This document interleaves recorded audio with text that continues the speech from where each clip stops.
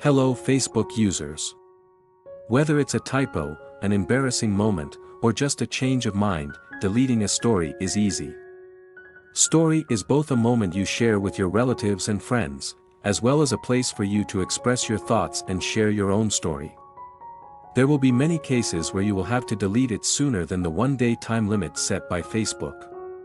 In this tutorial, I'll walk you through the process. Step 1, open Facebook, launch the Facebook app on your phone, sign in if you're not already signed in. Step 2, navigate to your story, tap your stories at the top of your news feed, find the photo or video story you want to delete. Step 3, delete story, tap the three dots, upper right corner of the story.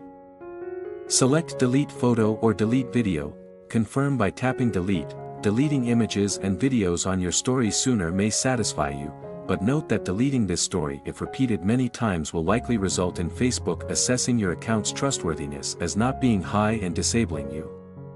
There are many consequences such as flop. So here we will advise you to consider carefully before performing deletion operations. Good luck.